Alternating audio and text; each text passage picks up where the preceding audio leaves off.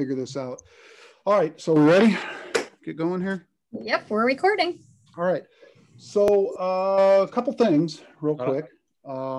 Jax? What's that? You get Jax going? Yeah, I was gonna do housekeeping stuff. Yeah, we can do the pledge first. Okay, I don't have to worry about it. All right, Jax, whenever you're ready, buddy. I pledge allegiance to the flag of the United States of America and to the republic for which it stands, one nation, under God, indivisible, with liberty and justice for all. Amen. Amen, brother. Amen. Amen. Good job, babes. All right. All right. So just a couple things here. The Second Amendment's going to be pretty huge. We all probably have some different thoughts on it. We had a little problem in this past week with some of the comments that were coming in on one of the posts, and not really from a lot of people. It was only from one. But this has always been a respectful group, and there's no reason at all why we can't maintain that level of respect here. You got to remember, this is a discussion group, right? We're all here. We all have different views. There's a whole lot in the Second Amendment that the Supreme Court has stayed away from, and they're going to be forced into it here eventually, where they're going to have to talk about Second Amendment issues. But right now, there's a whole lot of open issues here. So, man, get on here and let's talk about what you believe, and I'll talk about what I believe, and we're probably going to believe in some different things. Maybe I take away something that you believe in. I didn't see it that way.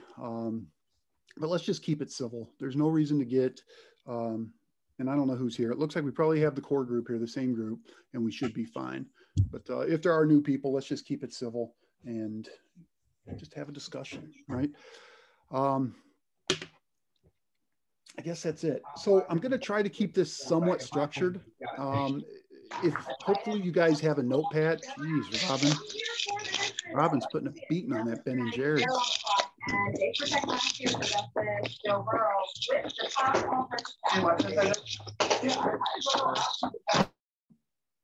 All right, so we got everybody muted. Good. All right, so I'm going to try to keep this somewhat in order. If you have a question about something we're not talking about or a point you want to bring up, if you could just write it down, and when we either get to it or at the end, you can bring it up. And if this needs to go into 2 weeks, we can go into 2 weeks. No problem. That would be great with me. Where is my, hopefully, you guys hear me okay? Everything's good? I think I got the right mic on. Okay. Yeah, so I'll try to keep it in some kind of order here so we don't get all crazy, but away we go. So obviously today we're talking about the Second Amendment. Big deal. And it's just crazy to me how a lot of these things we talk about are just so relevant in what's going on. It's almost like the government is following what I do here, and they're like, well, I guess he's going to talk about the Second Amendment this week. Here's what we're going to do. We're going to sign a bunch of EOs that are going to violate the Second Amendment to give him something to talk about. And this isn't the first time that they've done this. They do this with the elections, all the election fraud that was going on. So it's just crazy to me. Anyway, here we go. Second Amendment. So we'll read it first. Let me see if I can. I'm going to have to. All right. So it's not going to let me. Oh, there it goes. All right. Good deal. All right. So let me move this over here. So what the Second Amendment says is a well-regulated militia being necessary to the security of a free state. The right of the people to keep and bear arms shall not be infringed. Now, if you read that, it reads kind of weird, right? A well-regulated militia being necessary to the security of a free state. The right of the people to keep and bear arms shall not be infringed. It's almost like there's two separate thoughts going on there, even with the punctuation. And there are. So I don't know if you guys listened to the Constitution study or not, but he explained it very well. And I got these two terms from him. And what we've got now, for some reason, there we go. The first part's going to be the establishing statement on this thing, all right? And the establishing statement is a well-regulated militia being necessary to the security of a free state. Now, there is nothing in this statement. You know what? You almost think of it as a preamble, right? When we talked about the preamble. There's nothing in here that the Second Amendment is is making law, is anything enforceable here. What this is for is describing what's coming next, why what's coming next is needed, okay? So when they talk about a well-regulated militia being necessary to the security of a free state, they're not saying that the militia here are the ones that have the right to bear arms. What they're saying is that we need a well-regulated militia being necessary to the security of a free state. Now we're going to get into the command part of this as to how we're going to accomplish this statement right here. Now, a couple of the words here I think that are important is a well-regulated militia. Now, when we're talking about militia, it always comes up, and I was one of these for years that believed that militia was going to be talking about the National Guard. And the more I research the Second Amendment, the more I realize I am absolutely wrong in this.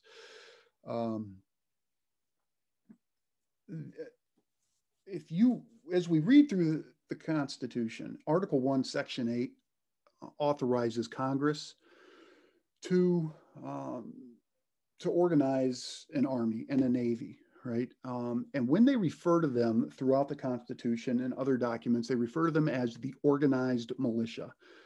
They are under federal jurisdiction, under federal rule. And that is not what they're talking about here. If we go to the United States Code, even today, 10 U.S.C. Section 311, and they have the militia here. I'm going to just read it to you. The militia of the United States consists of all able-bodied males, at least 17 years of age, and, except as provided in Section 313, Title 32, under 45 years of age. Now, that title will adjust the age based on prior experience. You can be up to 64, I believe it is, to go into the Guard with prior service. But the militia of the United States consists of between 17 and 45 who have made a declaration of intention to become citizens of the United States and of female citizens of the United States who are members of the National Guard. The classes of the militia are the organized militia, which consists of the National Guard and the naval militia. Obviously, we know what the National Guard is. The naval militia, by definition, is going to be reservists of the Navy, the Marines, and the Coast Guard. That is the naval militia. So the organized militia, which consists of the National Guard and naval militia, and to the unorganized militia, which consists of members of the militia who are not members of the National Guard or naval militia, which is everybody else in this country. Those are the state militias. Those are just the people. And you got to remember that when this whole thing started, they expected everybody to defend this country. And obviously we don't need to do that now. We have a pretty strong military. One of the things I read somewhere was that, back then the people that had their guns hanging over their fireplaces, those were the same guns they would grab if they had to come to defense of this country quickly. Because it was hard to bring the Navy up, bring the Army up, and get everybody where they needed to be in order to defend the country. So every able-bodied man was the militia at that point. So when they talk about a well-regulated militia, you got to remember that back then too, well-regulated does not necessarily mean government regulated, right? It just means a militia that's working, that's in good repair. And there were, I'm not, without getting too far into the militia, I mean, there were things where it said that there had to be some training and whatnot. Now, the difference between the organized and the unorganized is that the organized are all funded by the military. They're given weapons by the military. They're trained by the military, and they are a full-time military. And when we talk about the security of a free state, we're talking about just that. Now, the security of a free state, and there's always two sides to this, right? There's two sides on this fight, two major sides on this fight. Security of a free state, you'll have some that say that is simply talking about government overreach, tyranny, attack by foreign entities. But there's also the side that says that in order to be a free state, we have to be safe, right? From criminals, from whatever may attack our families, may attack us. And we have the right, the inalienable right to self-defense. And that's one of those rights that we talk about.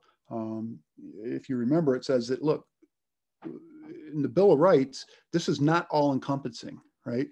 We have rights, inalienable rights that are given to us by our Creator that just because aren't listed here don't mean the government can trample over them. And one of those is your right to self-defense. We have the right to keep ourselves and our families safe. So that's what we're talking about here. Does anybody want to get in on this when we're talking about this portion of it right now? The well-regulated militia being necessary to the security of a free state. Does anybody have anything?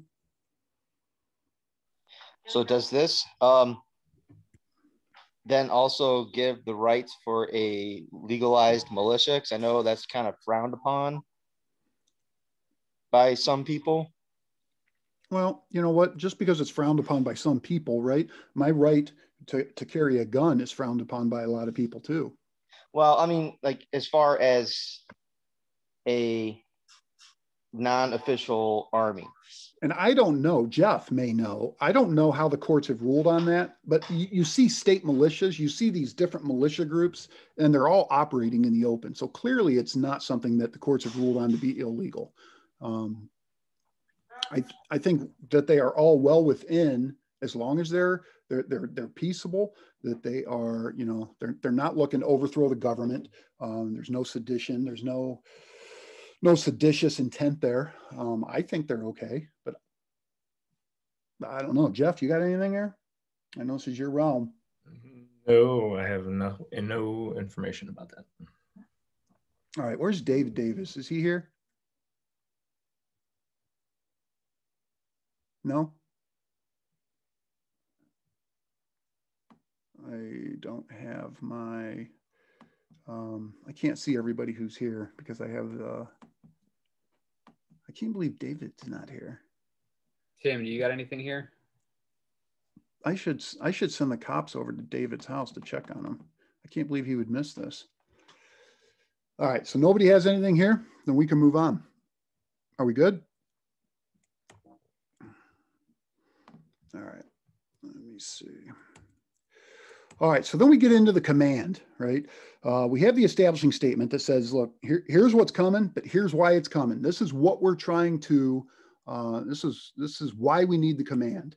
And the command portion of this is going to be the right of the people to keep and bear arms shall not be infringed. So when we go back through it all, we've got the establishing statement of a well-regulated militia being necessary to the security of the free state. The command, the right of the people to keep and bear arms shall not be infringed. So when we get into this, there's a couple things here, and obviously everybody focuses on shall not, and I think that's important. It's not may not, it's not should not. It is the right of the people to keep and bear arms shall not be infringed. That is not open-ended. That is telling the government that you shall not, you will not infringe on the rights of the people to keep and bear arms.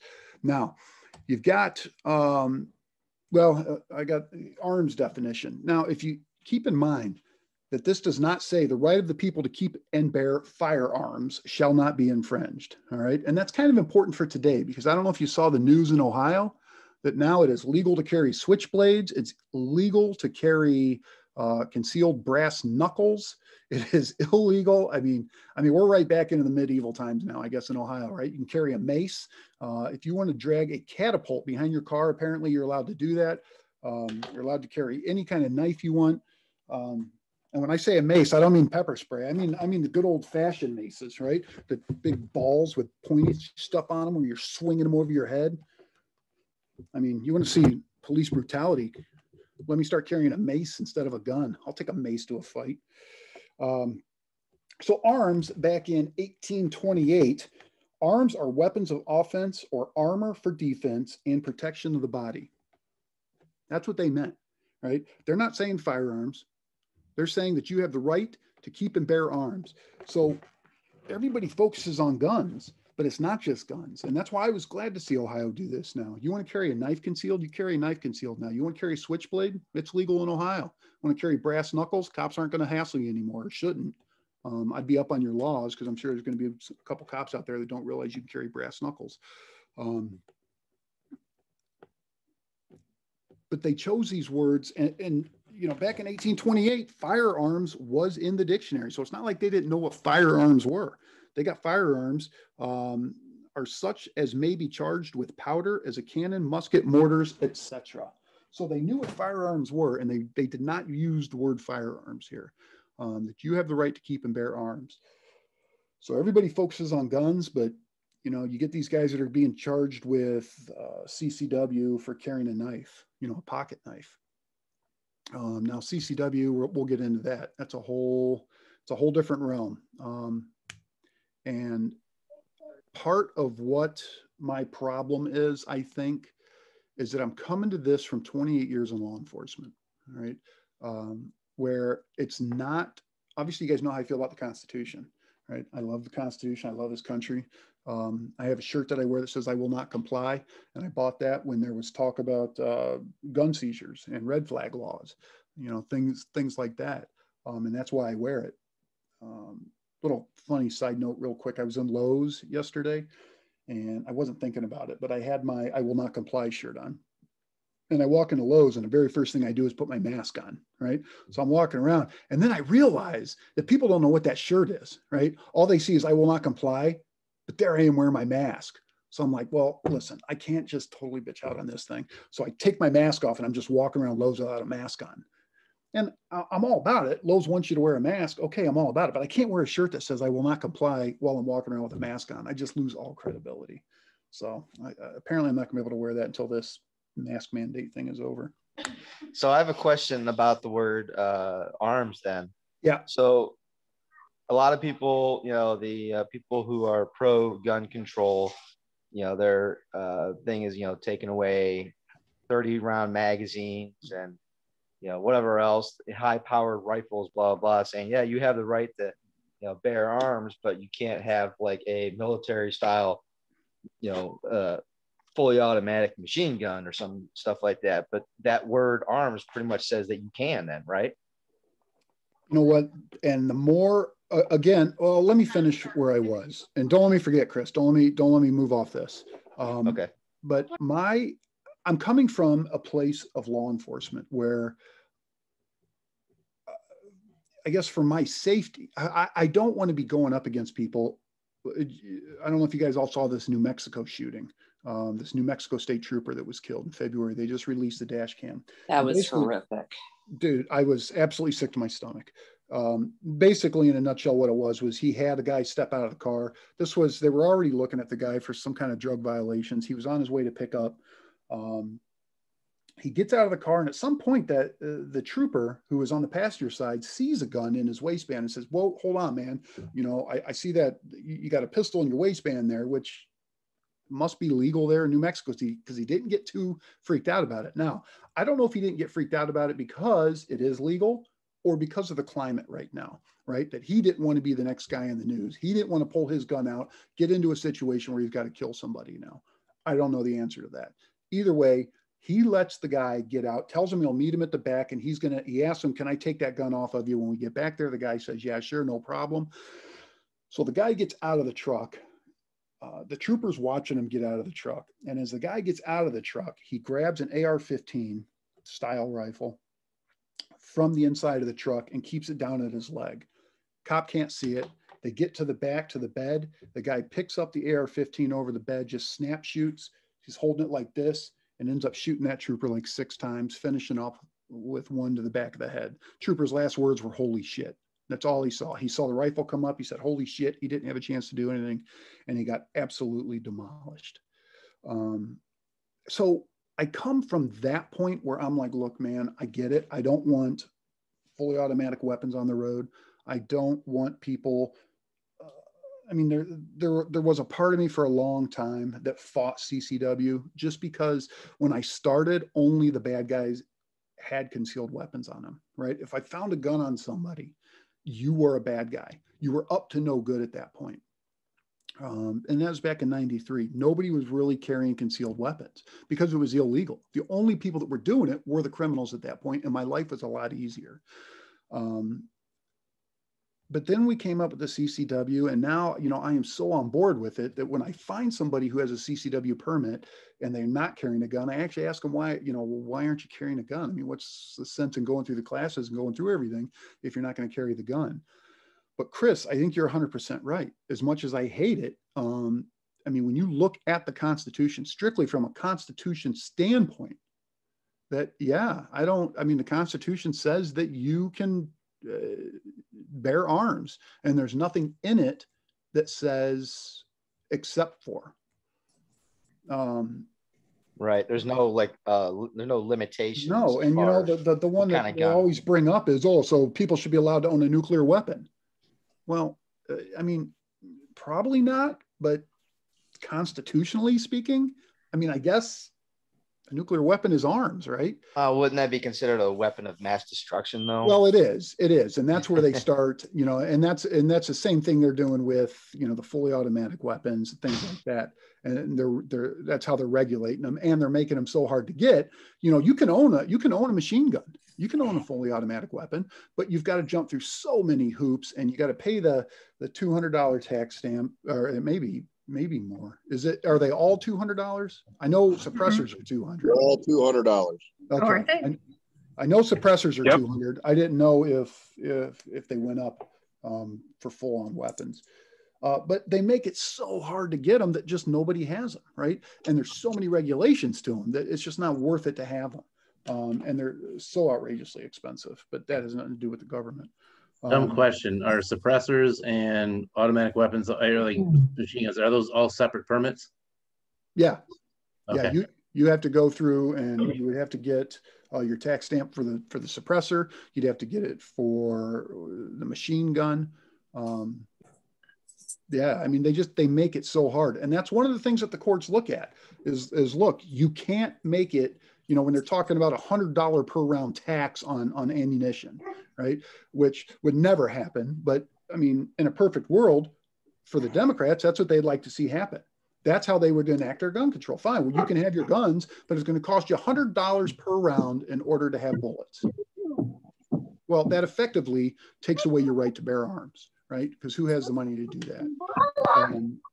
So I have one comment on that, going back to, you know, limitations on what you can have.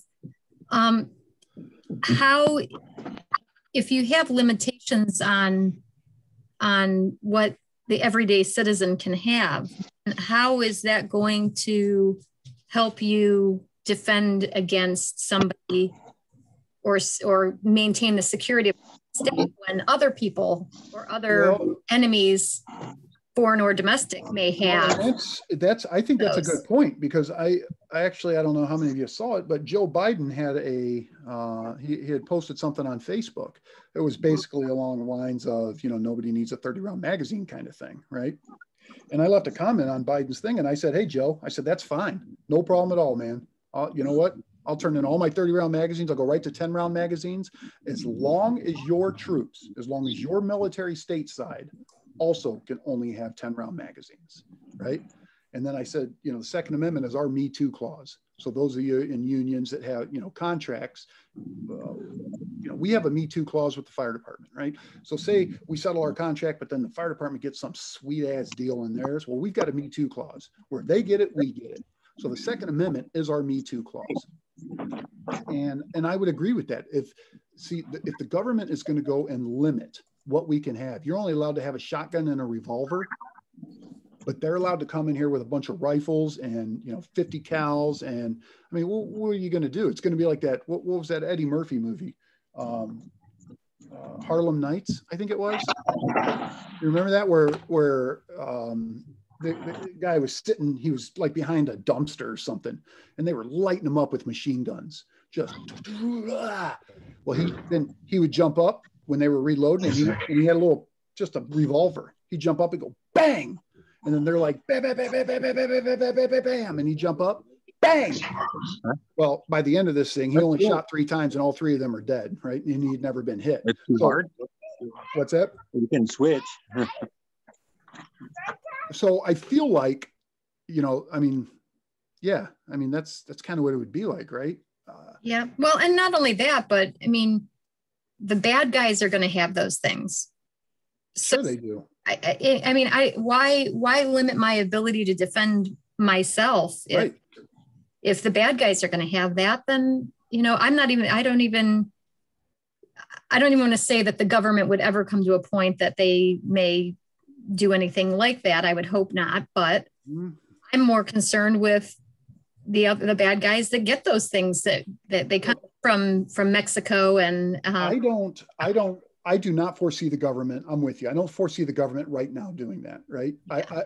They would. I think they absolutely would. They would love to just run shit here.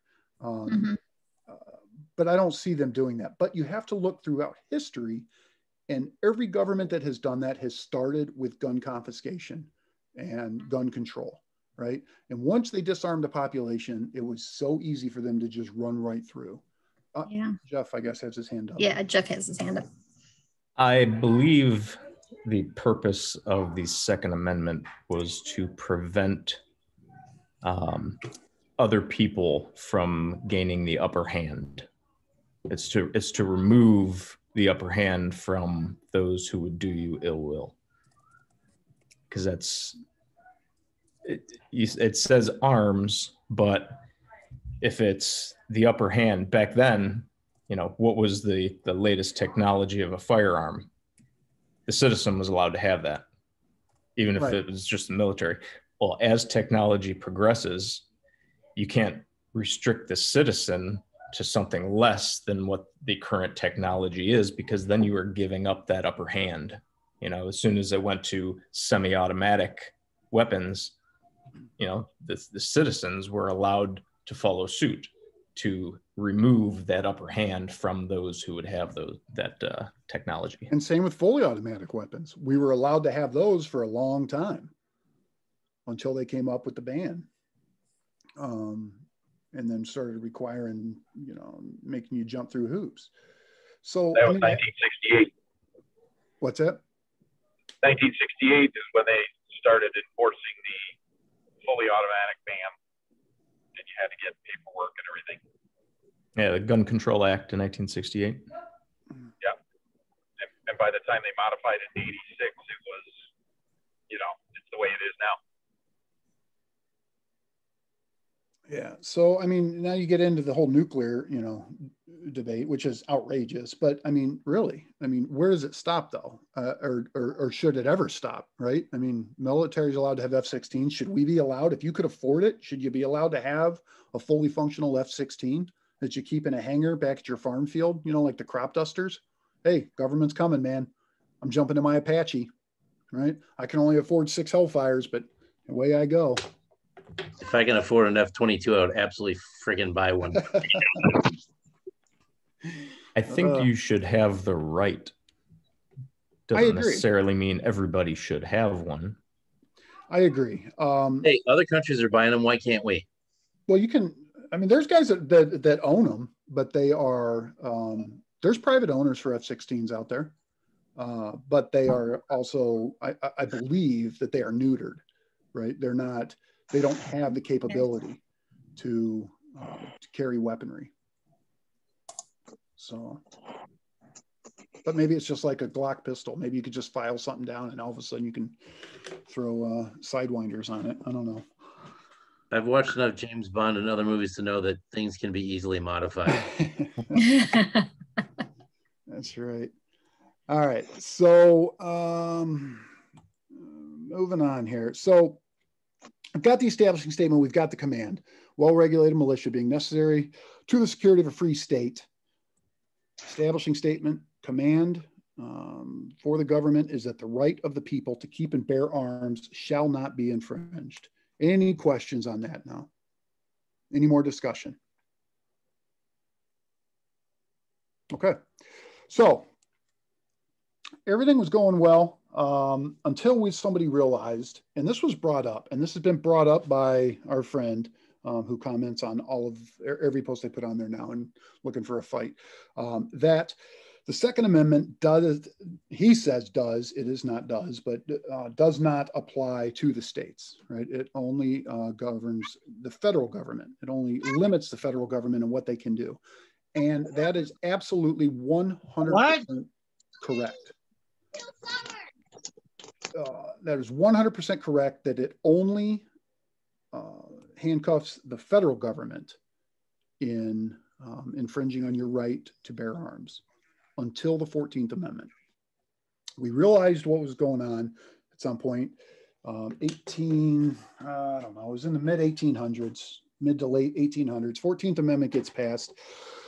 And what the 14th Amendment basically said then at that point, under the Privileges and Immunity Clause of the 14th Amendment, is that no state shall make or enforce any law which shall abridge the privileges or immunities of citizens of the United States. And Renee, I think that's what you were getting at with him before, is that that's not correct. The states do not have a right to limit or to infringe on your right to bear arms. So far, the courts, and I guess we'll get into this, but the courts have given them some leeway on obviously how you can carry it in public, right? A lot of states. I don't know. Does anybody know if there's any states out there that absolutely flat out do not allow CCW yet? Bill? California, New York, probably. Yeah, No, California has CCW, but it is What? Yeah, they do. It's a May issue. Yeah, it's May issue. They want to know why you want to carry it, Right, and if right. they deem it appropriate, then they'll Yeah. allow it. California is. Yeah, I don't know. California, New York, Illinois, those are the toughest ones, I think. And DC, of course. I think DC, you're not allowed to carry. Well, you're not, and we're going to get into DC here in a second. Jeff, you got something? Well, I think one thing we need to remember is that the Constitution doesn't give you any rights. That this is not giving you the right to bear arms. These are inalienable rights. These are rights that you're born with. It's preventing the government from infringing upon your inalienable rights. Correct. Yeah. And as far as CCW thing goes, I believe New Jersey is also heavily mandated. But are there any states that are just flat out nope, under no circumstances? I'm looking that up right now. So Yeah, trusty, reliable source Wikipedia says no. But like I think it's Guam and like American Samoa don't have it listed, but those Right. are situations. I can't tell what they are, but even some of the other territories have Who is some sort of access. that's 10. Oh. That was loud. Okay. Jeff. Yeah, most of them are. Sorry, I didn't put my hand down. Most are shall issue, may issue, but no issue in practice. Yeah, it looks like everybody has some level, but some make it more difficult than others. All right. All right. So with the 14th Amendment, that basically now tells the states that they cannot infringe on your right to bear arms, to keep and bear arms. All that was great until we got late 1800s, United States versus Cruikshank. Now, this is a crazy case. It's a very in-depth case if you want to look at it. Basically, what the Supreme Court did was not recognize, when it came to the Second Amendment, did not recognize the 14th Amendment. It says that the 14th Amendment did not apply to the Second Amendment for the states. They were saying that the states have the right to tell you that you cannot have guns in their state. Now, there was a whole lot more to this. They basically denied people of color any rights. They opened up the gates for the KKK, for lynchings. What they said was that civil rights only apply to the government, but that basically individual citizens could do as they please. And what happened was the Democrats at that time, they were the ones obviously that pushed, that were pushing these types of laws. And you ended up with, you know, Democratic law enforcement, Democratic governments that just turned a blind eye to all the atrocities that were happening to the blacks. So that stood for a long time, a real long time, 100 years, until cases started popping up. And the two most famous and the most recent cases were DC versus Heller and McDonald versus the city of Chicago. And in both of these, the Supreme Court invoked the 14th Amendment, said that it absolutely does apply, and went even further to say that from this point on, we are not going to consider Cruikshank as good law. So it is not a precedent. It is not something that they can fall back on. It's not something attorneys can bring up anymore. The Supreme Court has basically completely neutered Cruikshank, which they should have. Now, the thing with Heller and with McDonald is that both of these cases centered around municipalities or the district making ownership of handguns illegal. You weren't allowed to own a handgun in DC. The Supreme Court came out and ruled that that is absolutely unconstitutional, but they really only addressed the issue of having it in your home. They left carrying it still open to the states, both Chicago or both McDonald and both Heller. So there's a whole lot of work that needs to be done, but the Supreme Court's finally starting to get involved and overturning some of these things where they're saying that you can't own a handgun in certain places. But there's a lot of work, man. There's a lot of work to be done. I think that's all I got there so far. So anybody got, I'm sure somebody's got something here on. I did post in the chat a link to Concealed Carry States 21, which does have the map and the explanation of those that are constitutional carry states, which means anyone can legally carry a weapon and may do so with a permanent permit, or you have shall issue states where a license is required, but it doesn't have to, they don't have to demonstrate good cause for carrying. There are 27 that will issue to residents or non-residents. There are some that may issue for residents only, and then it also shows the reciprocity agreements and which states do not honor reciprocity. So that's in the chat. I do know that if you are traveling through Illinois and have a concealed carry in the state of Ohio, they don't care. They do not care. And that's, I mean, you really got to be careful when you're traveling. You got to do your research and know what every single state's laws are and whether there's reciprocity with Ohio. Because yeah, you get pulled over by an Illinois state trooper coming out of Indiana after passing through Indiana from Ohio, and you're done. You're hit. What was the law that they cited through the Constitution about if like one state recognizes it, the other should? For example, marriage. Do you remember off the top of your head where that came from, and would that apply to that? What do you mean? So if somebody's married in Ohio, like Alabama can't go, hey, we're not recognizing that marriage because you're married in Ohio. I'm blanking on where we found it, but I remember going over it. Hang on. It's going to be in section or in Article 4. Yes. Hang on. God dang, I have 17 constitutions laying around. It's going to be in Article 4. Okay. Yeah, the other thing I was thinking too, like just on a sidebar, I put it in the chat already, but I can't think of another place in the Constitution where it's that clear. The right shall not be infringed. Like I can't think of a place where it's been like that direct and to the point. You know what? Dang, man, I totally forgot to. Let me go ahead and talk amongst yourselves. Let me see if I can find this where I was. I was charged. Oh, you know, Another crime. David's book here. So I posted in chat a link to the Firearms Policy Coalition, all of their legal cases that they've been filing in with the Supreme Court. There's a whole bunch of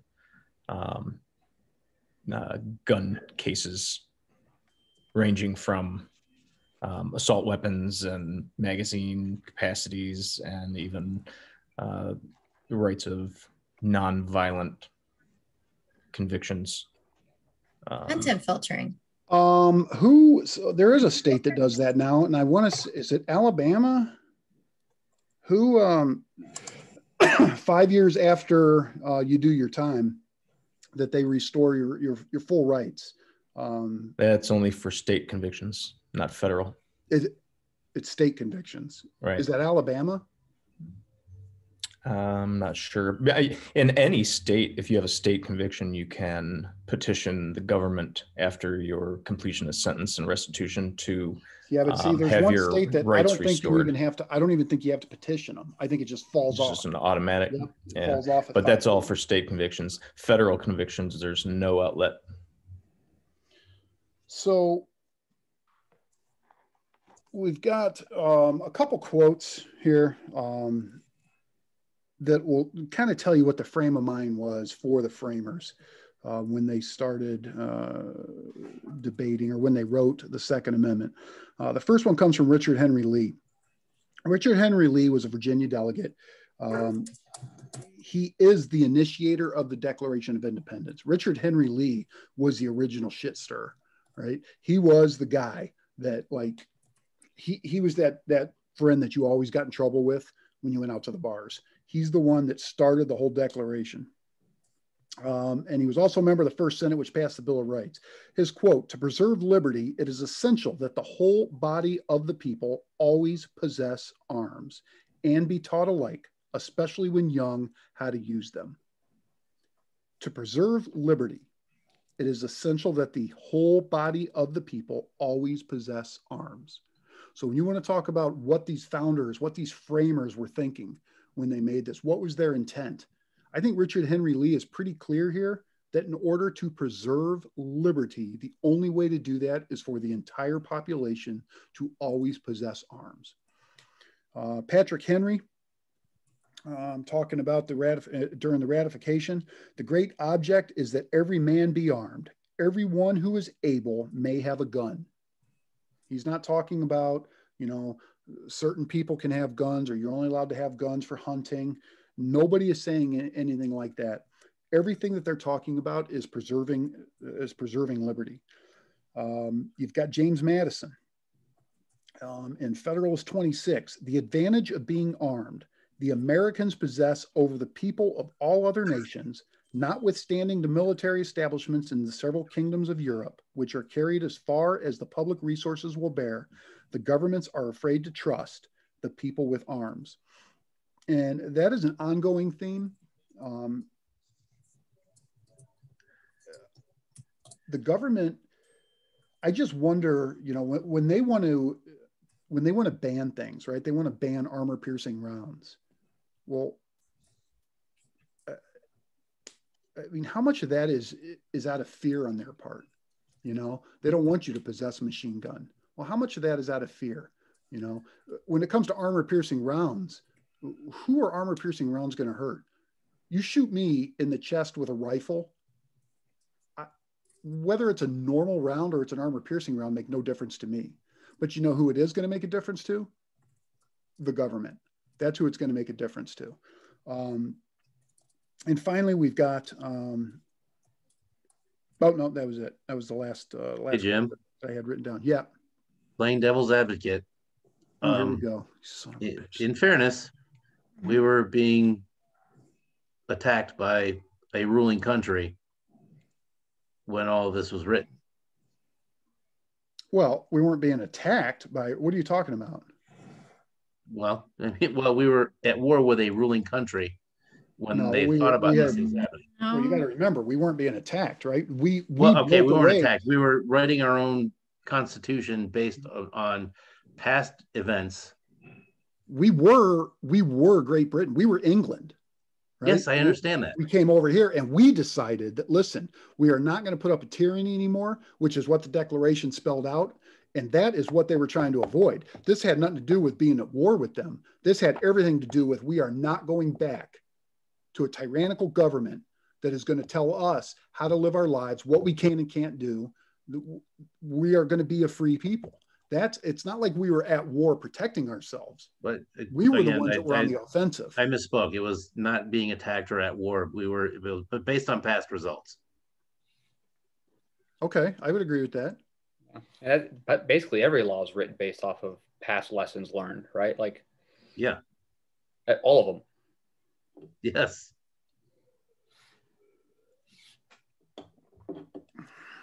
But I'm saying people nowadays are going to look at that and say, well, this is what they meant.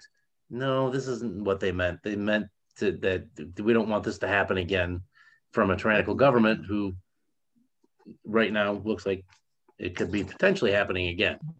But I mean, people are going to look back and say, well, Patrick Henry and all these guys were like back in the 1800s. Okay, I get it. It's 1800s, but it still applies now today. And that was their intent. We're reading what their intent was. That was their intent. And if you want to change it, right? I have no problem with that. But you're not going to change it with executive order. You're not going to change it by fiat. If you want to change it, we have a mechanism in the Constitution to change it. And go ahead and get all the states, get 2/3 of the states to ratify, to amend the Second Amendment, to get rid of the Second Amendment. Fine, but you're going to go about it the right way. I found it comical that Biden the other day said the Constitution isn't. What were his exact words? No amendment is absolute. Nothing is absolute, right? No amendment is absolute. I'll tell you what; those are words you need to listen to when who's saying it, because that was pretty scary to hear that from him. Yep, no amendment is absolute. You've seen the memes going around now that, hey man, if nothing's absolute, with the 16th Amendment, right? I'm not going to pay my taxes anymore. Shit. Right. I mean, I didn't know. And the black folks out there, Dwayne, what do you think? What do you think of nothing's absolute, right? So I guess that's why I believe in the two-way. Well, no, nothing's absolute. We're going back to slavery. Yeah, not me, bro. No. Not without a fight, anyway. Listen, brother, I'll be standing right next to you, man. Let me tell my wife she can't vote. Yeah, right. Just listen, everything is absolute, right? So let's get into real quick here the open issues that we have left here. And instead of me writing them all out, constitutioncenter.org says it best. And what they said is, notwithstanding the lengthy opinions in Heller and McDonald, they technically ruled only that government may not ban the possession of handguns by civilians in their homes. Heller tentatively suggested a list of presumptively lawful regulations, including bans on the possession of firearms by felons and the mentally ill, bans on carrying firearms in sensitive places such as schools and government buildings, laws restricting the commercial sale of arms, bans on the concealed carry of a firearm, bans on weapons not typically possessed by law-abiding citizens for lawful purposes. Many issues remain open, and the lower courts have disagreed with one another about some of them, including important questions involving restrictions on carrying weapons in public. So, while the Supreme Court is finally starting to take up some cases when it comes to the Second Amendment, there are still a lot. There's still a lot out there, and sensitive places. I mean, who gets to decide what sensitive places are? The mentally ill. That's another big one for me. These red flag laws, man. Again, violating the 14th Amendment. There's no due process there. Who gets to decide if you're mentally ill? The government? The police? Your neighbor? I mean, your neighbor calls in that you're acting erratic and you're crazy out there, and then all of a sudden, the police are going to come over there and seize your guns until you can prove that you're not mentally ill.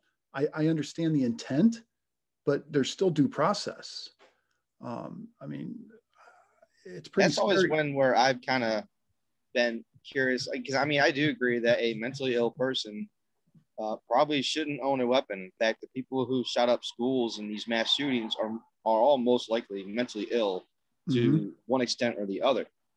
So if there was a ban on mentally ill owning these weapons, then that could stop these things from happening. But at the same time, like you said, they are entitled to due process. So like it's kind of a gray area, if you ask me. Well, like, Chris, where do you draw the line?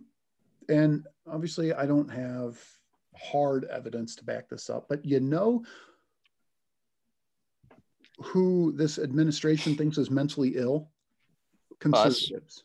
Conservatives, right? So now, because they're going to say that we, oh, you supported Donald Trump, clearly you're mentally ill, so now they get to come in here and kick my door in and take all my guns away. I mean, no, I see what you're saying, but I mean, that compared to actually someone being mentally ill, like just somebody who is legit mentally ill, right, has illegal guns anyway, right? There's no law that's going to stop them from getting guns. No crazy ass person who's been deemed crazy is getting a gun. Okay, here's the other problem with that on the other side, legally. Jim, is mental illness in this country isn't addressed nearly enough. Sure, it's not. And there are people that I've known who've been involved with our families who absolutely should not have owned a gun, but couldn't get diagnosed as being mentally ill to not own a gun. Ooh, hit me up in a private chat. Who are you talking about? That's exciting. Oh, and I'll add to this too, right? So there's a big problem within the mental health community with diagnoses changing all the time. A lot of the stuff that was thrown into the DSM is straight up just like symptoms where they were just like getting together and trying to figure out some stuff. Like there's a disorder called borderline personality disorder, which is pretty prevalent.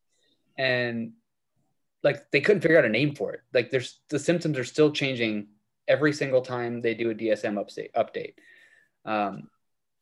What's that? What's DSM? It's the diagnosis manual for behavioral health, mental health disorders. So it's our Bible for diagnosing.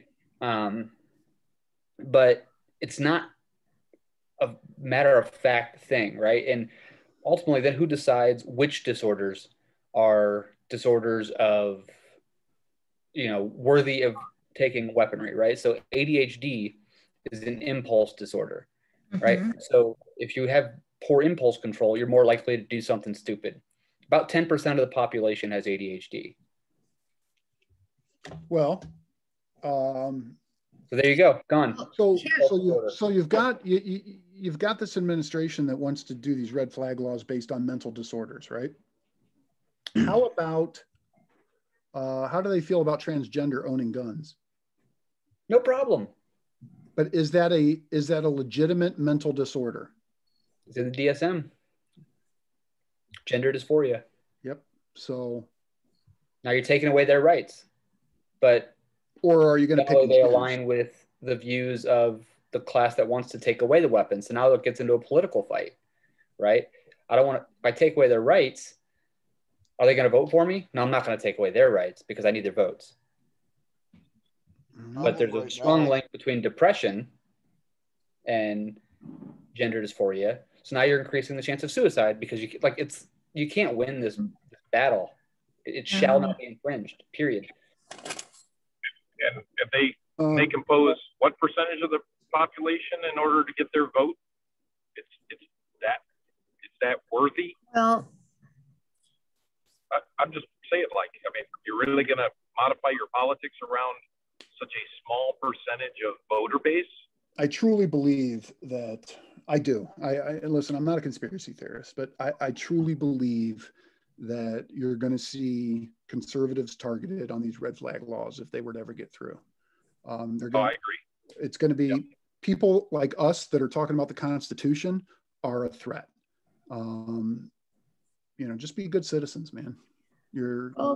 Danielle's got her hand up. And so does Kathy. So. Yep. Hi. Okay, my question is, So we have our three branches of government, and law enforcement falls under executive, not judicial. But I've heard that the ATF has regulated gun laws and interpreted gun laws. Well, also, you know, being law enforcement. So how is that not unconstitutional that they're allowed to help regulate while also enforce? Well, I think the gun laws are going to come from Congress passing those. They're the enforcement branch. I mean, they're not, I don't think the ATF is, or the AFT. I don't believe the AFT is responsible for, I can't think of any time that they've come up with their own laws and then started enforcing them. I mean, it always comes from the top, and it'll go through President Harris's Congress and get passed, and then they will start enforcing them. But is there a specific instance you can think of where the ATF made their own law and started, you know, legislated and then went and started enforcing it? I've been hearing about how their interpretation of them has kind of created them enforcing things of their own nature instead of what's established. So I'm not an expert on them. Well, no, and that could be, especially with Chipman, you know, especially with Chipman coming in there, who is I mean, he is an anti-gun activist, and he is now in charge of the ATF. Yeah, I mean, if I may on this, Jim, like this is an issue with, you know, legislative branch is supposed to manage this stuff. They pass the law, and then they're supposed to be the one, you know, the executive branch is supposed to then enforce the law. But when we have a government where essentially the cabinet member is appointed and that official decides based off of who they're appointed, like which laws and regulations they're going to enforce, they're going to interpret everything differently, which aligns with the political agenda of whoever appointed that person. And it happens in all these organizations. The EPA is a big one, or, you know, they just, all the environmental laws they decide to enforce or not to enforce. Here's my only problem with what you're saying, and I agree with you, but the one thing you did not say, I'd never heard the word Constitution come out of your mouth, right? That is the problem anymore. That's the problem. And it's the problem on the right. It's the problem on the left. Now, the right claims that, hey, we're the party of the Constitution. But the fact is the right rallies around the right, the left rallies around the left, and nobody rallies around the Constitution anymore. Nobody rallies around the people anymore. It's all about getting your party in power and keeping your party in power. That secret fourth branch of government, you know, the deep state, where it's just these people that are appointed as civilian employees stay there forever and dictate policy rather than the legislative branches, which is where it should be done constitutionally. 100%. Well, is that not where you can sue the government then? I mean, for infringing on constitutional rights? Well, I think somebody would need to bring it up legally through the Supreme Court, especially now, until they pack the court. But right now, I think we're in pretty good shape.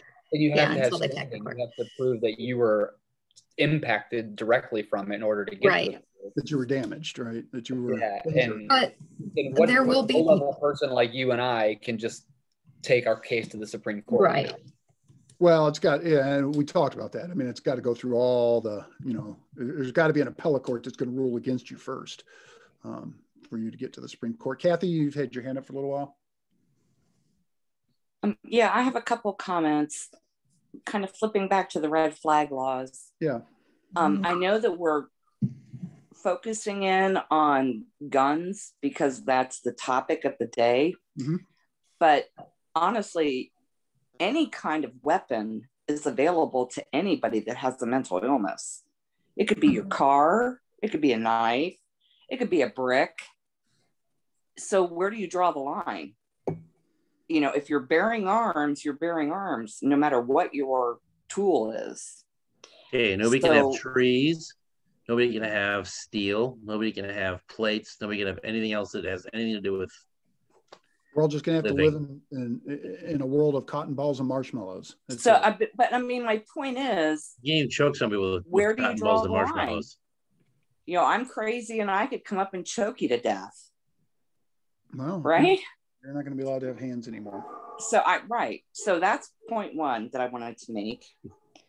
But the other thing is, you know, the post that I posted the other day, and I know you edited it, but we talked about how the Republican Party, when they're talking about what the Biden administration is trying to do, they always refer to it as a power grab. And that's the wrong talking point. The talking point needs to be what they're doing is a means to the end that they're trying to achieve, which is to strip us of our liberties. I don't care what, because if you say it's a power play, Democrats are going to shut down. They're not going to hear it. What comment or what did you put up? It was the one that you remember when I posted the flag with the eagle, there was a comment that I had posted with that, but that's not there. Oh. So I assumed that you took it off. I didn't. No, I don't think I even saw it. Hang on. No, I've only taken off one comment, and it was a friend of mine who I thought maybe it was considered political, even though I really didn't mean it to be that way. If I take a comment down or delete a post or something, we always send you.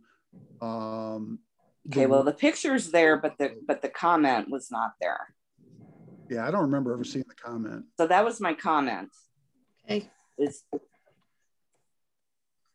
While they look for that, can I just take a second to admire Daniela's sleepy puppy? Oh, here we go. Now the wheels are falling off. Robin's going to get her dog involved. This is going to be a big mess here. Hey, Renee, if you want to go to my page, because I know you're friends with me, you'll see it posted there. The comment with the picture. Did we scare the new man away? Who's that? Daniela. Oh. Well, last week wasn't scare the bad. new man away? Yeah, you know what? You guys are a litmus test for dating, because I'm gravitating towards people that want to have intellectual conversations. And this man wanted no such thing as conversations. So it was a good test. Just a reminder, we're not in the after party, and this is being recorded. Oh yeah, right. Hey, sorry. Nice work. For you guys. Okay, everybody. Sorry, didn't need to throw that one out there too early. Sorry, guys. All right, so look, I'm working on right now. I know a lot of attorneys, but nobody who really deals in the Second Amendment, and I'm working on right now trying to find somebody locally here who would be willing to come on here who's deals with Second Amendment issues and maybe talk about current case law and where we are and what is coming up. And if I can find somebody for next week, I'll probably continue this to the next week, and we'll just let them come on here and hopefully answer a few questions. If anybody has any Second Amendment attorneys that you know of, just throw me their names, and I have the right to bear arms. Okay, bear arms. I get it. Bear arms. But yeah, if you guys know any Second Amendment attorneys out there, just kind of throw me their names and I'll let them know what we're doing. I actually reached out, and I don't see it happening. I've reached out to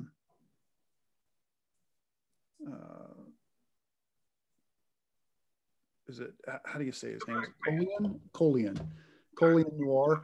Do you guys follow him? Black guy, Second Amendment. Yeah, he's cool. Yeah, you've seen him. You've all seen him. Very cool. Yeah. The smartest Second Amendment. He's an attorney, but he is also one of the smartest Second Amendment advocates.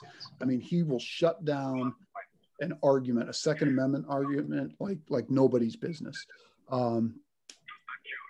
So I've reached out to him a couple times and just said, hey, look, I asked him a couple questions, but then I'm like, hey, look, here's what I do. You know what? If you give us a half hour, that would be great.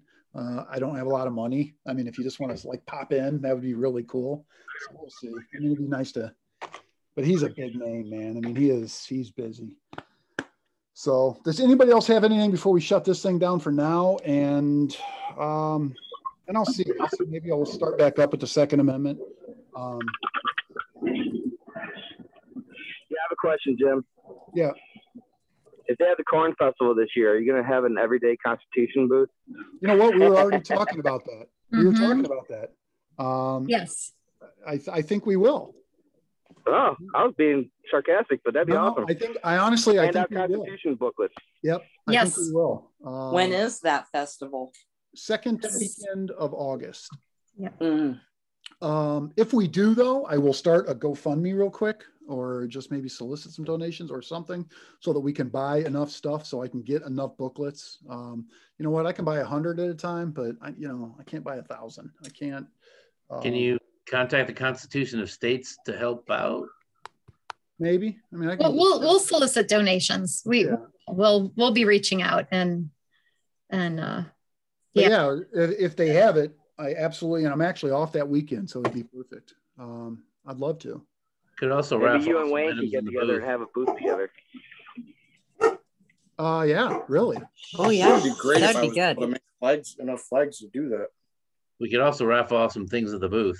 We could do, Wayne, for real, man. Maybe we both get in and you take up half the booth, we take up half. That'd be pretty cool. Hell yeah, it would. All right. We'll have to figure this out. Maybe we'll, as we get closer, maybe we'll just have a meeting that is nothing but Corn Fest, and we'll figure out if we can get some volunteers there to help us out. And Daniela, Corn Festival, Ohio. Make plans. All right. Good food. Well, if nobody else has, hopefully they'll have it. You know what? There was a comment in there, I think, from Angie. What did it? Good guys keeping things civil tonight. Yeah, for real. I mean, it. Oh man, I missed all these. Is there anything else good in here? Article 4, Section 2. Few things in there. Yep, Article 4. I was in the Civil Air Patrol, so I'm pretty good at that. Oh, Renee, can you forward me that? Hey, Bill, flying drones doesn't count. All right. All right. Well, I'm going to go ahead and end this one for tonight. I mean, it actually went a lot better than I thought. I really thought we were going to be all over the place. I think because it is so, honestly, if you think about it, it's very black and white. What it is. And so here we Constitution. Here we are in a nutshell with what I believe now, right? I am not one of those who believes every gun law is unconstitutional. I mean, there's just some people out there that are, I mean, it's all or nothing, right? It's either we get everything or it's revolution. I think the states do have a right to, limit where you can take a gun. I don't think guns should, I mean, is there any reason why you should be taking guns into federal buildings? And, you know, I mean, I get it. The Second Amendment says you, but I think the states have a right to limit that stuff. I think the states have a right to limit some accessories. I don't know. I don't know how I feel about that, actually. I'm kind of coming off of that now. The only one that comes to mind is bump stocks, right? Because bump stocks are only to get around the machine guns, the assault weapons ban. But if you've ever shot a gun with a bump stock, man, I mean, I would feel very comfortable standing still in front of somebody with a bump stock. I mean, rounds are going everywhere, but where you want them to go. But I'm coming off of that now because the more I research this and the more that I'm reading, I believe we should be allowed to own machine guns. So if I think we should be allowed to own machine guns now, then I guess bump stocks are probably okay. So my thought on the states having some right to control where you can and cannot carry, then I think that they need to put protections in those areas because they do turn into, you know, well, I'm not saying cities. I'm not saying that you know, certain area. What I'm saying are buildings like elementary schools or, but then, you know, right. Then you set them up to be but then you fall into, the only people that are in elementary schools with guns are killing kids. So yes. I don't know, man. I know that's where I stand. But this is where I come from before when I said that a lot of how I believe is from a law enforcement standpoint, right? That I am the guy with the gun. I'm a good guy with the gun. I'll show up there and I'll save everybody. But we know that's not true. We know that I'm going to be minutes away, right? I'm not going to be in the parking lot of the high school when the shooting starts, right? I'm going to be coming from Lorraine in 83, and I'm going to be there in 3 or 4 minutes. But how many people are going to be killed in 3 or 4 minutes, right? I'm coming from a place where the good guys weren't carrying guns. It was, if you found a gun on somebody in Speedway that was under their shirt, they were about to rob Speedway, when I started. So that's where I'm coming from. And I know, and I'm trying to deal with that because I am so constitutional. And it's just. The problem is if you start taking guns away from good people, 100%, we're going to get back to that. 100%. 100%. That's where it's going to head. Gun laws are only for the good people, right? Yes. Gun laws don't affect the bad guys at all, right? I mean, how many? You're not well, allowed. Chicago is a perfect example of that. Sure. Right. Sure. You can say that. Well, DC, you weren't allowed to own handguns. Murder through the roof. People with antisocial personality disorder do not give a crap that there's something they don't. Right. Or somewhere that they can't do something. They're going to do it anyway because that's what they want. Period. Yep. That's why they're called criminals. They're criminals. They're going to not follow the laws. Who's watched Demolition Man? A long time ago. All right. Well, anyway, that's where I'm at. I don't know. I mean, I could very easily turn into all gun laws are unconstitutional. I could very easily turn into that, especially the more I read and the more I read about what the founders and the framers intended, and I read their quotes and I'm like, man, you know what? I mean, to preserve liberty, it's essential that the whole body of the people always possess arms.